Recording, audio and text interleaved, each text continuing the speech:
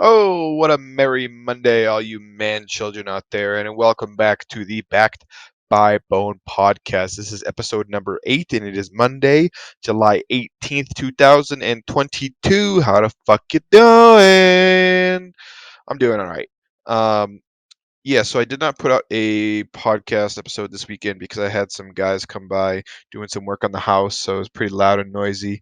And also just kind of like to have a little bit of privacy when I film this or record this.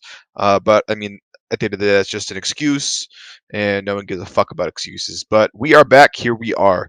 So we're gonna dive right into it. And first thing is going to be the UFC. It was the Brian Ortega Yair Rodriguez fight night, which that main fight ended in a little bit of controversy, but we'll talk about that momentarily. So I did not watch the prelim card because I didn't really give a shit. Um, it looked like there were some good fights on it, a lot of submissions, TKOs.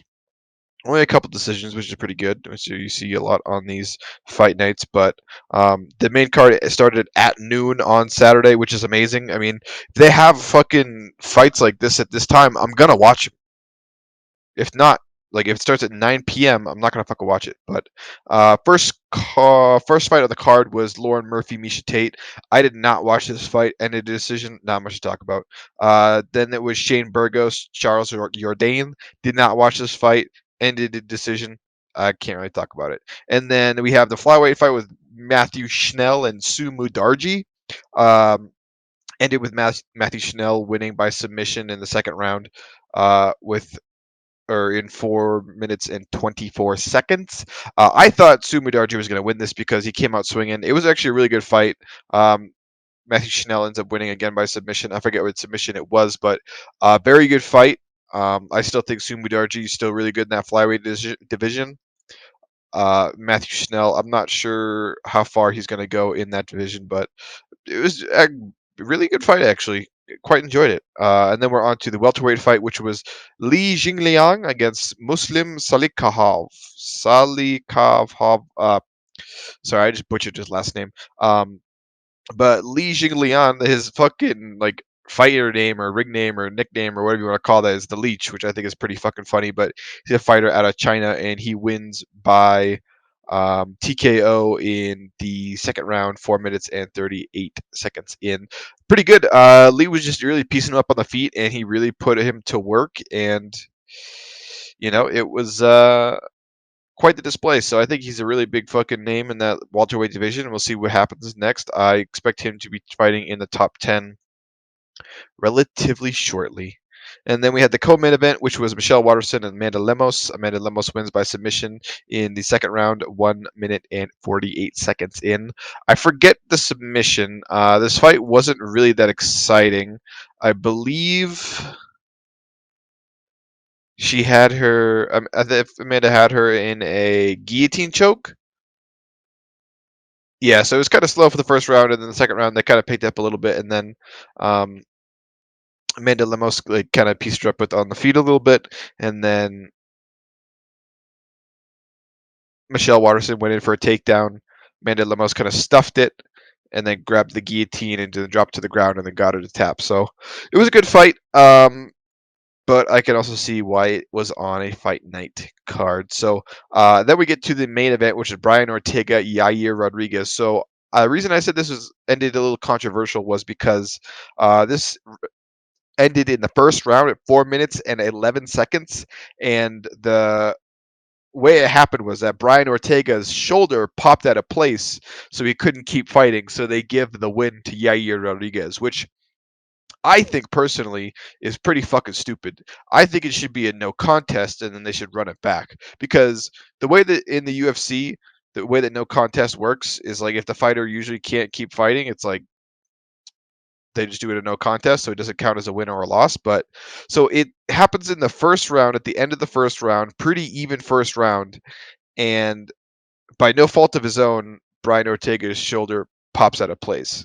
Um, I I could see them giving Yair Rodriguez the win if it was, say, the third round and Yair, was winning won those 2 rounds beforehand or something like that. But it's literally the first round, so it's like, how do you have enough to score off of one round with 4 minutes and 11 seconds in, especially with someone getting hurt by their shoulder getting popped out of their socket? Like, I don't know. Again, I think it should be a no contest because I think it's pretty bad to have that as a loss on Brian Ortega's record.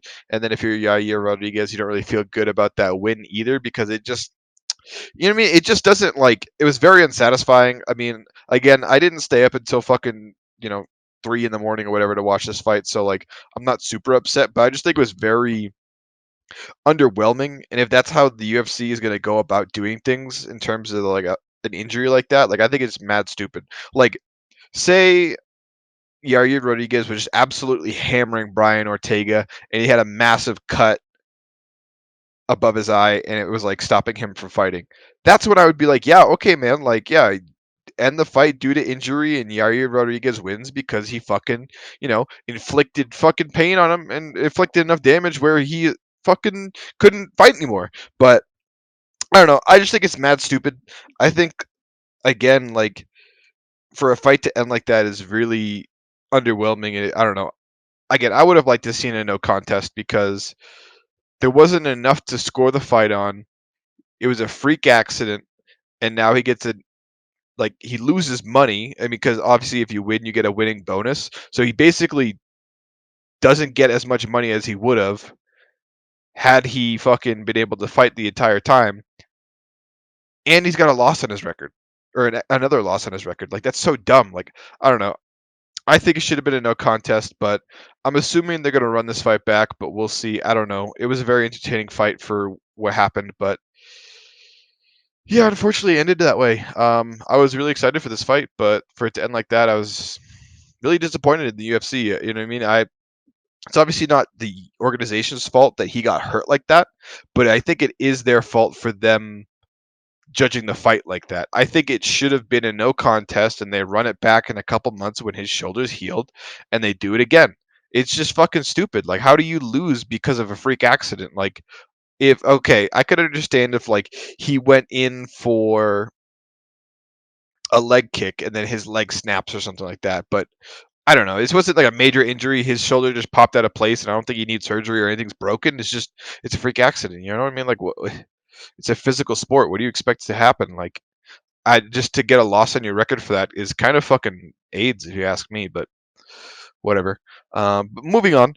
So the next UFC fight night is going to be this weekend, July 23rd, and it is at 12 p.m. again. I do think this is the um, UFC London card, which is going to be a fucking banger. The main event is Curtis Blades, Tom Aspinall. It's going to be a fire fight. Can't wait to watch. I'm going to be watching this whole thing because it starts at noon. Co-main is Jack Hermansson and Chris Curtis. Jack Hermansson was originally supposed to fight Darren Till, but I think Darren Till pulled out because he got sick or got hurt. I don't remember. Then we've got Paddy Pimblett against Jordan Levitt in the lightweight fight. That's going to be dope. Look out for that.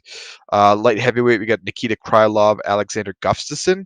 Going to be another good fight. Women's flyweight, Marlon McCann, Hannah Goldie. Don't really know much about either of those, so don't really care.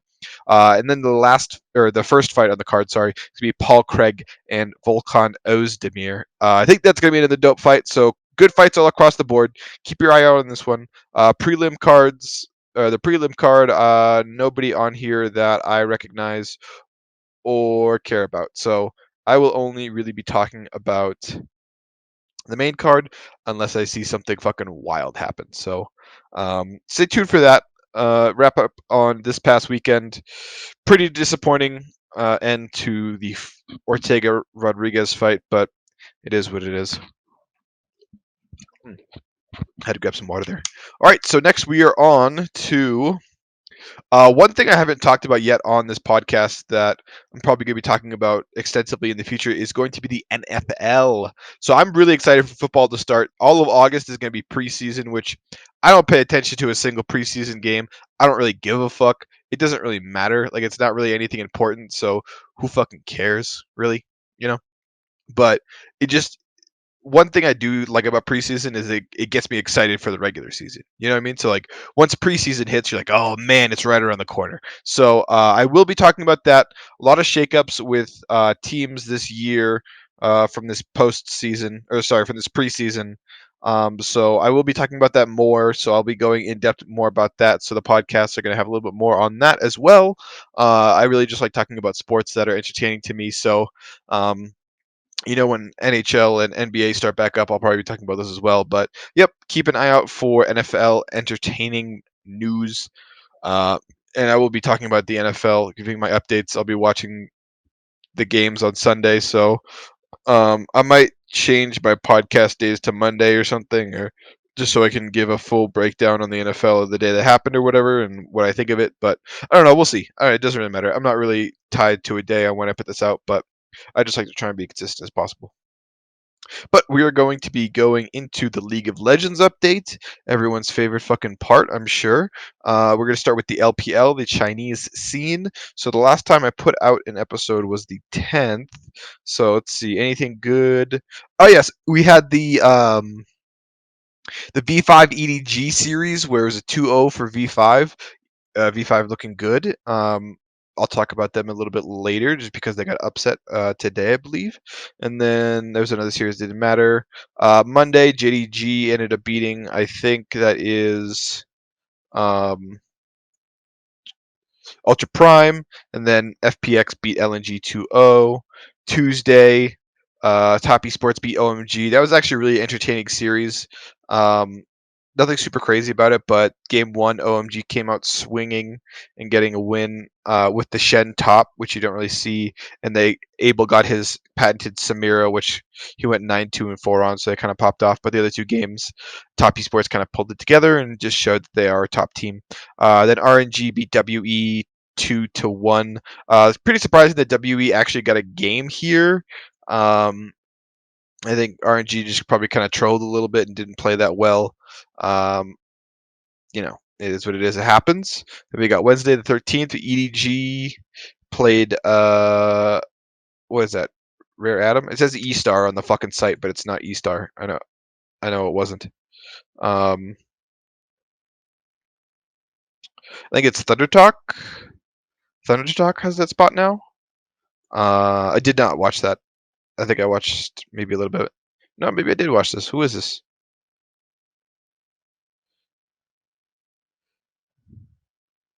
Oh no, this is Ultra Prime. So they played Ultra Prime and they 2-0'd them because it's got Zoom, Hacker, Cry, and Elk. Uh, so EDG obviously like showing that they should be back on track and back in form. And then the BLG and LGD game I didn't watch, so doesn't really care.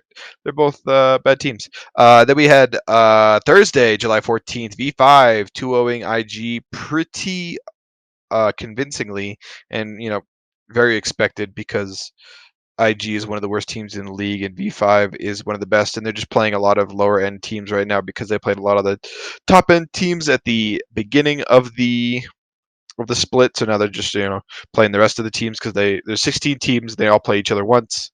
So now V5's just got a slew of teams that are bad that they're playing against. Broke Warriors beat Thunder Talk Gaming. Doesn't matter because they're both bad teams. Friday the 15th, RNG beat LNG 2-1. RNG really looking to return to form. Some of the games that they're winning are just like straight stomps. What else do we have here? Nothing super crazy in terms of team comps, but again, RNG just really looking to return to form and really kind of be that dominant force that went to MSI and won. Then we had JDG playing WE. They won 2-1. WDE is 2-0. WE is the worst team in the league. JDG, one of the most consistent top teams in the league. It is what it is. That's what you're going to get. July 16th, the Saturday, we had the EDG Top Esports Series. This was actually really entertaining. So Top Esports won 2-1, but in game one, EDG came out and they won pretty decisively. So you thought like, oh, here we go, it's going to be a good series. Everyone was playing pretty good, and then they come out to game two and get absolutely shit rocked. They played really badly, did not look like themselves, and Top Esports just kind of rolled them over. And then game 3 was a little bit closer, but not a whole lot of action. So kind of squeaked out a win there for that one. But would love to see a best of 3 against these two teams. I'm thinking Top Esports are going to go to Worlds. I would like to see EDG go to Worlds as well in one of those 4 LPL slots, but I just don't know yet. It's a little too early to tell. But seeing the reigning world champions from last year playing in Worlds again is it's kind of more satisfying that way. You know what I mean? So if somebody beats them, it's just more satisfying to watch. What else do we have here?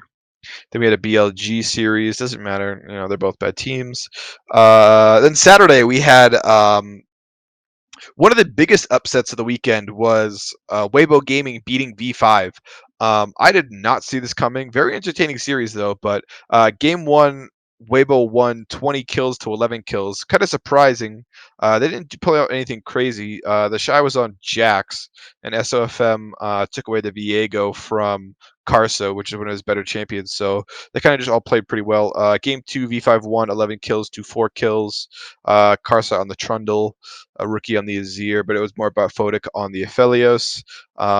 And also the Shy played Fiora, and he kind of ran it down a little bit. He went 1-3, so didn't look too good. And then we had game 3 where very close actually, 9 kills to 10 kills. Weibo won. I guess they just kind of beat them with macro, and then ended up finishing out the game. But damn, Carson turned twice this fucking series. Weird. But yeah, big upset there. Very entertaining though. Would love to see a best of 5 of these two teams. I don't know. I don't think Weibo goes to Worlds just because I don't think they have enough, star power, and I don't think they play well enough. But it'd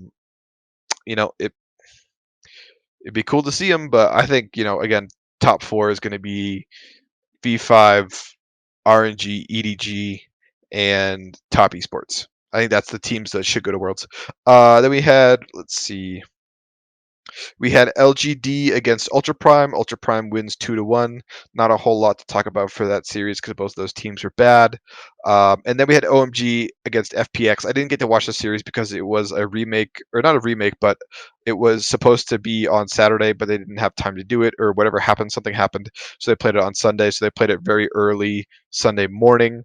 OMG won 2-1. This was a series that FPX really needed to win to try and get them to playoffs. It's still possible to get to playoffs, but a win over OMG here would have really not cemented, but it would have really helped pave the way to get them to playoffs and get them on a nice playoffs run. But I mean, FPX still looking good. And OMG, I think they might make it to playoffs. I'm not 100% sure, but I just don't think at the end of the day OMG has enough to really get them to the top and get them through a massive playoffs run. But I don't know, maybe I'm wrong.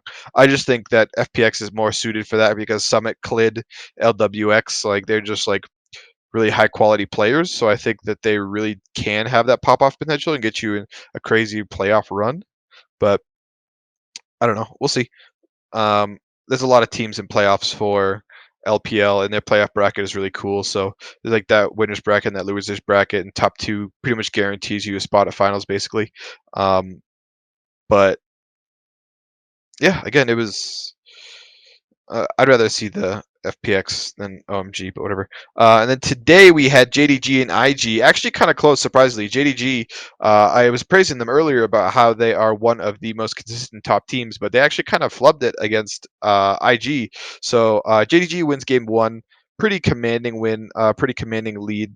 Nothing crazy here in terms of team comps. Kanabi on the Viego, one of his signature picks as well. Viego really popular in LPL. It just seems like a very skill expressive champion, and the Chinese junglers are just really nasty at it, and they really like it, and they like the automation or auto attack cancels, and they like the resets that it gets off of kills. So I guess it just kind of helps them snowball the games and the good gank potential. So it makes sense for it to be a really popular jungler. Right now, it looks like LPL really likes the Wukong. It likes the Viego, and they also like to play the Poppy as well. So those 3 really big in really big in China, so you'll see those a lot, and you'll probably see a lot of those at Worlds unless something drastic happens with the meta shift. But yeah, so game 1, JDG Stomps 19 kills to 6. And then game 2, IG won 18 kills to 13 kills. Kind of a closer game, but IG just kind of coming out of nowhere, playing pretty well, and their jungler went 7-4-10. I don't know any of these guys on IG. It's a completely different roster than that team that won the Worlds in like 2018 or whatever it is. So it's just like completely new guys, and then the team has just kind of sucked ever since that 2018 lineup left. So for them to even take a game off of JDG is pretty amazing. IG is not going to playoffs at all. They're just that bad, and there's so many better teams above them, and their record is just not good enough. So it is what it is. And then we had WE against Rogue Warriors. Didn't watch this series. Bad fucking teams. So then tomorrow we've got LNG, and I think that is. Oh, let me take a look again. Yeah, it's LNG Ultra Prime. Should be an interesting series. We'll see what happens there. And then we have Thunder Talk Gaming at OMG. I'm expecting OMG to win, and then I'm also expecting Ultra Prime to win. So we'll see that. Wednesday, July 20th, we've got Top Esports and whatever team took Vici Gaming spot. I don't know what team it is, but I mean, Top Esports going to win. Doesn't fucking matter. And then we had BLG and RNG. RNG looking to come back and just really assert their dominance again. So RNG is going to win that, assuming. July 21st, we got FPX Rogue Warriors. Definitely a winnable game for FPX if they want to get to playoffs. So I think they should definitely win that, especially with Summit and Clit on the team. Then EDG, LGD. EDG should win that game. If they lose that series, it's a big upset. Again, EDG really need to keep racking up the wins so they can get to playoffs. And they just really want to go back to Worlds, and I don't blame them. I really want to see them at Worlds. So Friday the 22nd, we've got Weibo, Thunder Talk Gaming. Weibo's going to win that. Then we have V5, LNG. V5 should absolutely stomp, so a couple 2-0 series there. Saturday, July 23rd, we have WEIG. That's going to be a shitstorm. Not going to watch that. The JDG, BLG. JDG should win that. Maybe BLG takes a game. And then we've got the big banger, which is RNG EDG. That is going to be a very good series. This is also a playoffs, not determination game, but it's definitely like whoever wins this is probably going to be above the other one in terms of playoff seeding, and they might even see each other again in the playoffs. It's very likely. So keep an eye out for that. Going to be a good game.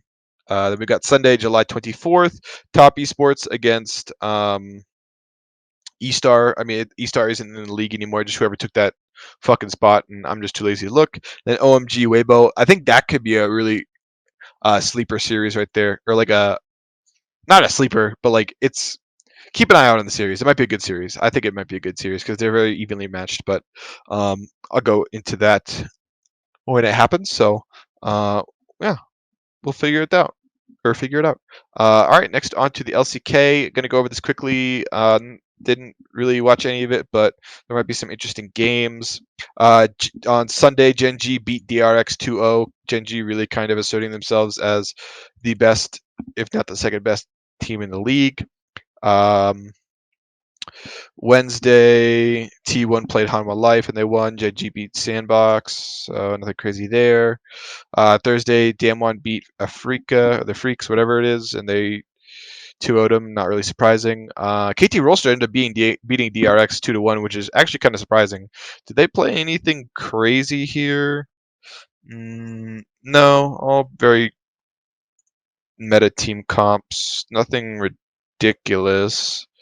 It's a Belbeth game in there. Yeah, nothing super crazy here. I guess just good gameplay, I guess.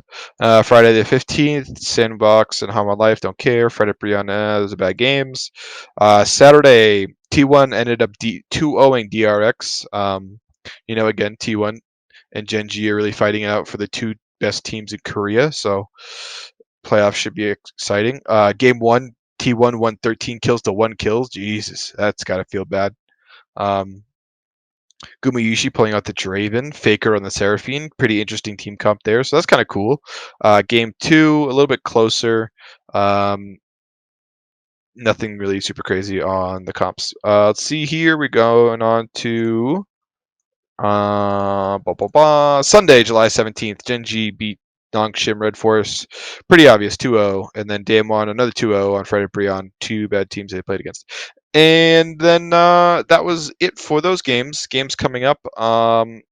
Nothing super interesting here as I'm going through it. One game that might be good, or one series might be good, is Friday, July 22nd. It's going to be DRX Damwon. So that might be a good series. Keep an eye out on that one. Other than that, I'm looking forward in the future, not seeing any other games that are interesting to me until July 28th is Genji DRX. That should be a good series. All right, enough for the LCK. So now we will get into the LEC, which was kind of tough to watch. Take a sip of water here. I don't know what it is, but the quality of these LEC games feel like they've gone drastically down. Last year, I feel like they were pretty decent. This year, I just feel like they're just not that good at all. So you know what I mean? I used to be an LCS so the way it used to work for me is I used to be LCS first, then LEC, and then I didn't really care about the Asian teams. Now it's like I care about the LPL, then the LEC, and then everything else I'm kind of just like whatever. So I guess I'm just more of an LPL fan than anything else now because it's actually good quality games. And like they're the best team they're the best region in the game, so it's like a rest region in the world at this game. So it's just way more entertaining to watch those games and root for teams that are actually good. Whereas you watch these other regions and you're like, oh, this is gross. So it is what it is. Friday, July 15th, we had Rogue against Vitality. Rogue won 15 to 5 kills. Vitality still not pulling it together. Nothing crazy here in terms of team comps. It was kind of hard to watch. They both didn't really play that well. SK Gaming ended up beating G2. Pretty fucking sad. SK went 22 kills to 9 kills on G2. G2 just really slipping up. I don't know what the fuck happened to them. They're just not looking good. Might be time to change up the roster a little bit. Misfits beat Fnatic, which is fucking sad because Misfits is bad. Fnatic is actually supposed to be a super team. 21 kills to 9 kills here. Again, another top team just not playing good at all. Then we had Mad Lions beating BDS. Pretty obvious here. 17 kills to 1 kill. BDS is just a terrible team. Mad Lions top team. That's how it goes. Then Astralis beat Excel, which is pretty surprising because Astralis is a bad team and Excel's proven themselves to be a better team. But again, a lot of these top teams just losing. You know what I mean? They're just not looking good at all. It's not awe-inspiring. And then we had Saturday, July 16th. We had Vitality Fnatic. That was a good game. 17 kills to 11 kills. A little bit closer, but not super clean play here. So, you'd like to see it kind of get cleaned up a little bit and you want to see these like top teams really cement themselves as being a top team, but they keep dropping all these games, especially when it's almost the um end of the fucking season. Like I don't know, I mean, you should really be like not getting worse, you should be getting better, but whatever. And then Misfits G2 loses another game. They went 0-2 this weekend. Definitely not a good fucking sign. Game was kind of close. G2 had 18 kills, Misfits had 13, so it just looked like G2 kind of fumbled an objective fight, and then Misfits kind of ran it in and then got the win. Rogue beat BDS. No surprise there. Rogue a top team, BDS terrible team. So it is what it is. Mad Lions beat Astralis. Pretty predictable. 15 kills to 9 kills. Just good gameplay from Mad Lions. They're showing themselves to be the most consistent top team in the league.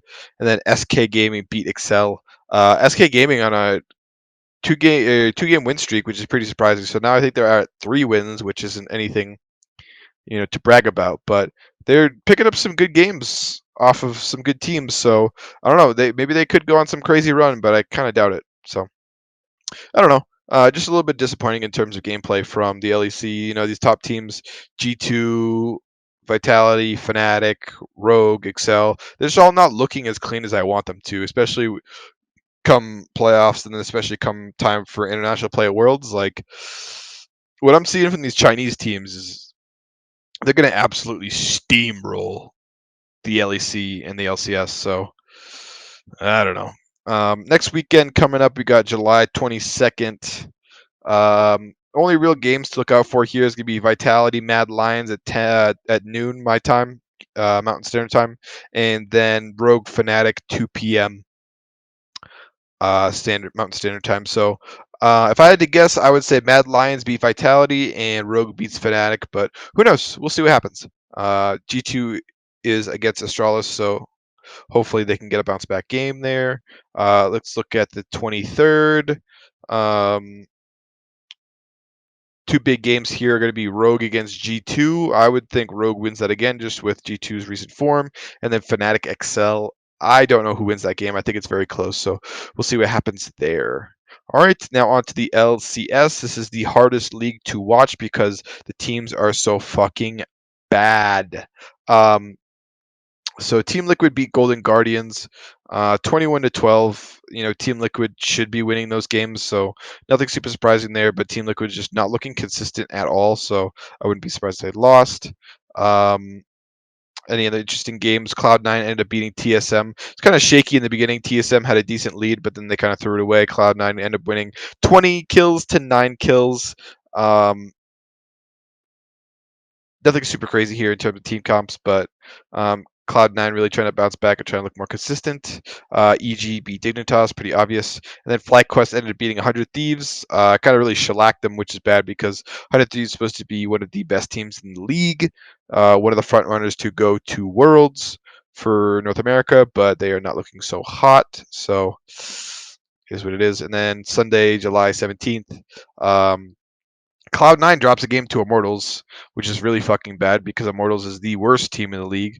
So for them to drop a game, it's just really fucking, really depressing. You know, I just saw really poor gameplay. I just didn't really see anything I liked. And Jensen on the Azir didn't play very well at all. And Blabber on the Kindred didn't play well at all. So those two kind of really fucked the game a little bit.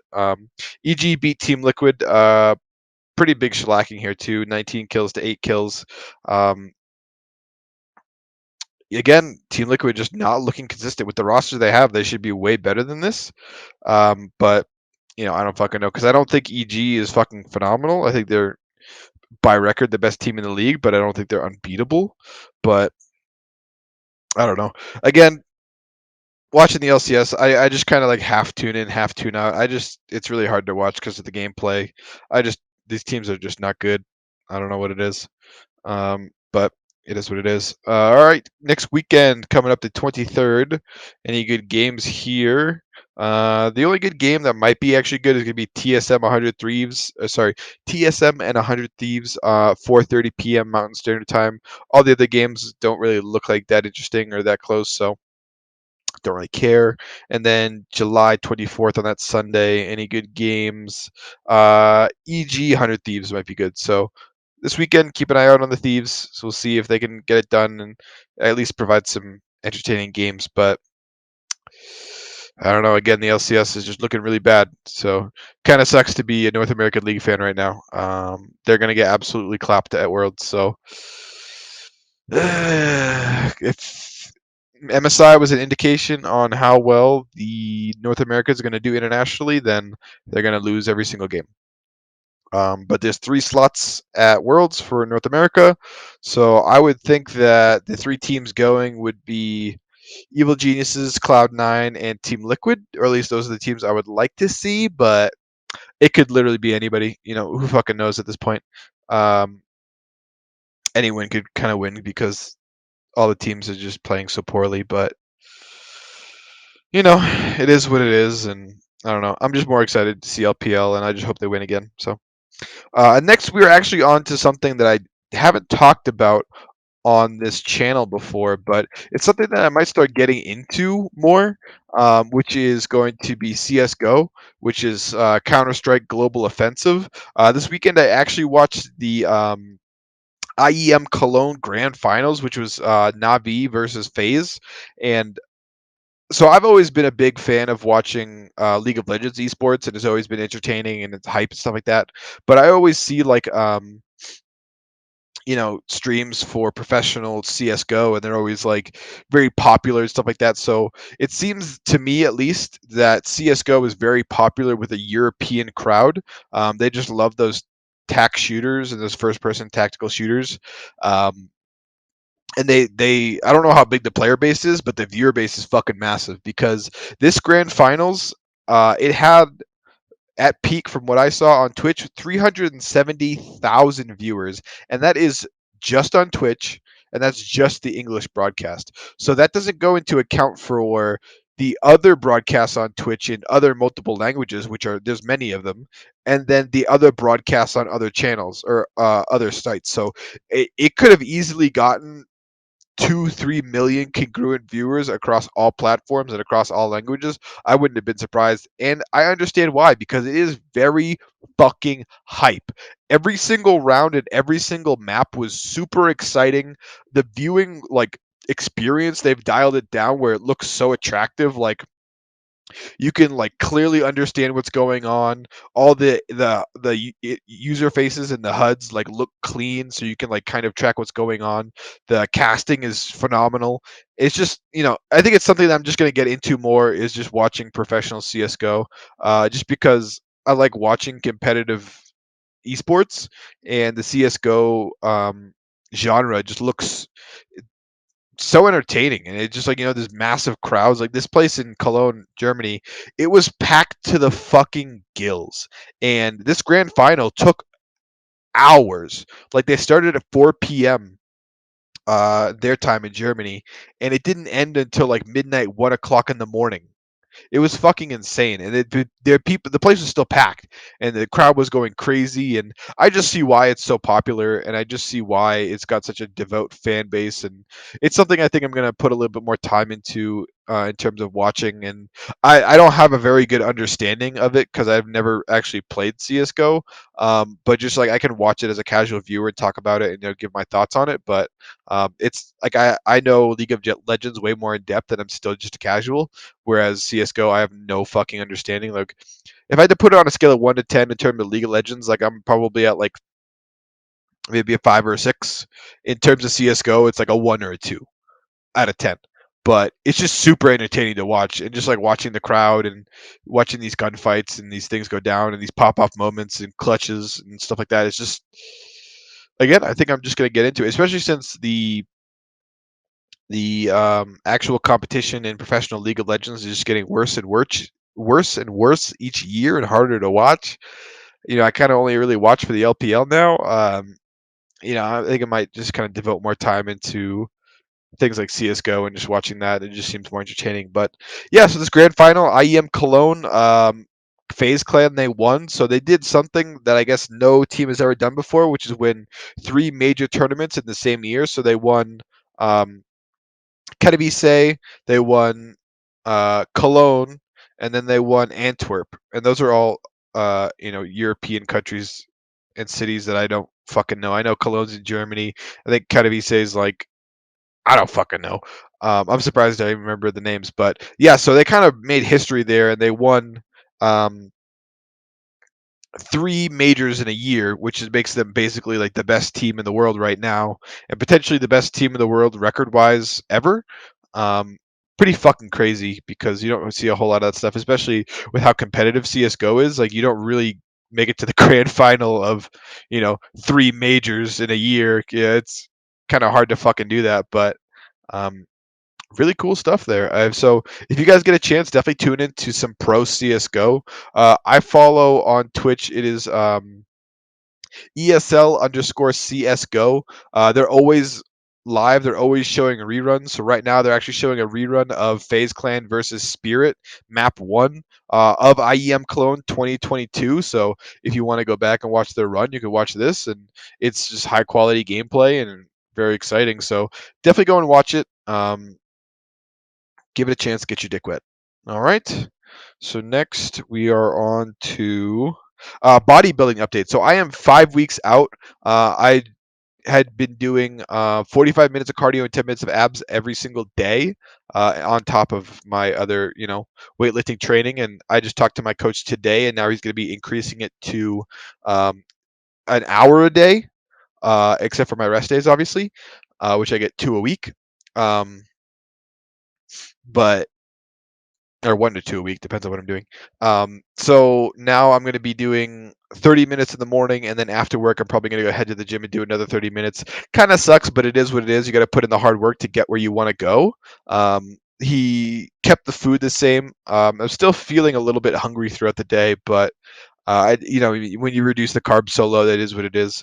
And it happens. So I'm more high protein, low carb meals throughout the day, and then on my rest days, um, it is like no carbs at all. Only trace carbs from some proteins, and then maybe like 50 grams of oats or something like that in terms of carbs for the whole day. But I feel good. My sleep's a little weird. I think that's just because of so much caffeine I'm consuming. I'm consuming a lot of caffeine right now just to keep myself from being less hungry throughout the day. And it's kind of like not like super negatively impacting my sleep, but I'm getting a lot of weird dreams. I don't know. I wanted to look this up earlier, the effect of caffeine on dreams, because like a lot of my dreams are really fucking weird recently. And a lot of the times I don't really remember my dreams. Like 95% of the time I don't remember anything about my dreams. But as of recently, like I remember like a little bit about my dreams when I wake up, and I'm just kind of like, what the fuck's going on? You know what I mean? It's just I don't know. I think it's the caffeine, so I might start lowering the caffeine down and then just start drinking like uh, herbal teas with no caffeine and no calories, just to have something sweet, just to kind of like keep my stomach satiated for a little while, because I think the too much caffeine is making my fucking sleep a little weird and making my dreams weird. So I'll keep an eye on that. But yep, 5 weeks out, pretty excited. Um, Starting to see some results. Definitely not as lean as I think I want to be, but I was talking to my coach today, and I was telling him how I'm like basically comparing myself to these like top tier bodybuilders, and those guys are all like, they've been doing it forever and they're on PEDs. So I'm like, dude, why don't I look as hard and as dry as these guys? Like, what the fuck? But I also have to remember, like, I'm at a very entry level, beginner, amateur level, and these guys are, top tier winners. So it's like I can't really compare myself to that, because I don't know. I'm just thinking like I had this thing in my head that like I'm gonna show up to this fucking competition, and I'm gonna get blown out of the water by these guys who are just training harder and they're conditioned better. But I also have to remember this is gonna be an amateur show, so like I'm gonna get up on that stage, and I'm gonna be next to some people who are basically in the same position as me, if not looking worse. So I don't know. I still want to go in and win, but I'm just it's coming up, and I'm just kind of worried that I'm not gonna look as good as I want to look, and I'm not gonna win because I didn't try hard enough. But I think that's just like negative thoughts that creep up on you when you're just like about to compete. You just kind of get that feeling sometimes. So I just need to block that out, trust the process, and just keep working with my coach, and just remember that like again, this is gonna be my first show, so expectations are literally low. I obviously want to win, but I don't think anybody's expecting me to come in there looking like an absolute fucking freak. But we'll put the work in, and we'll see what happens, and we'll see where it goes.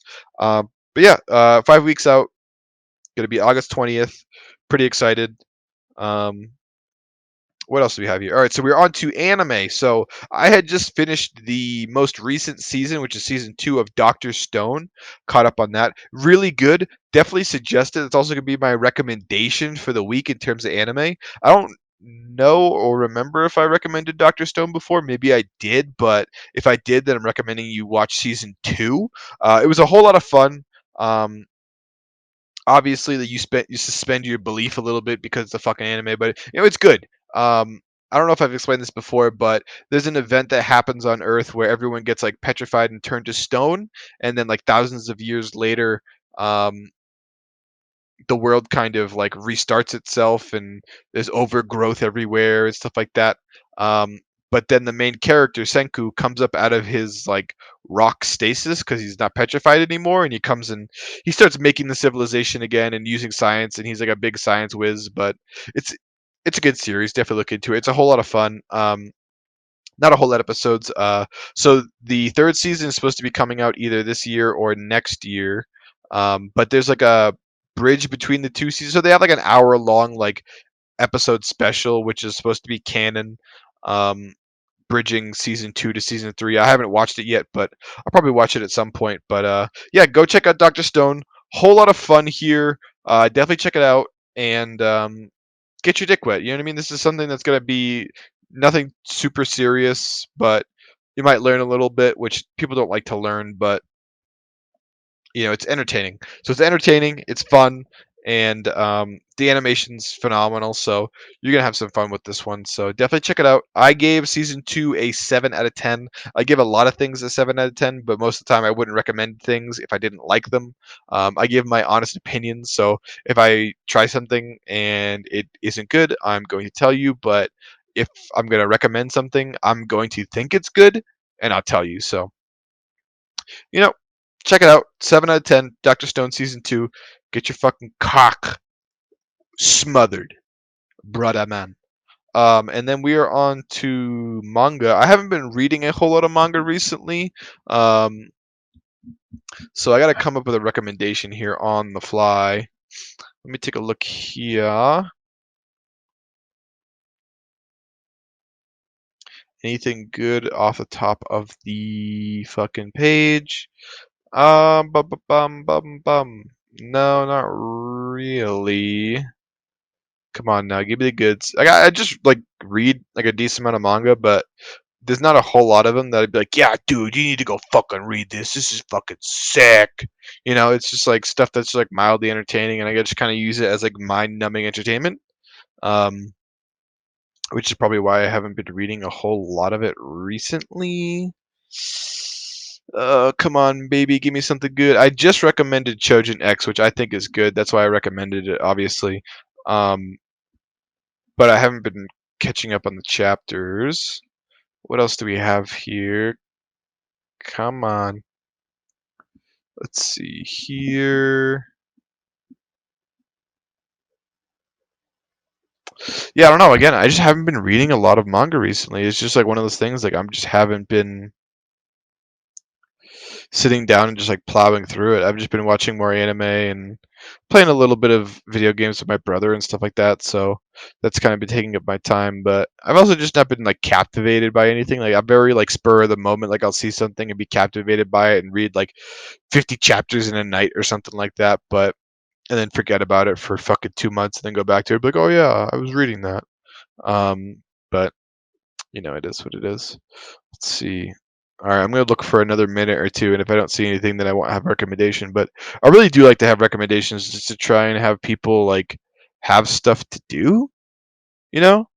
All right. Uh,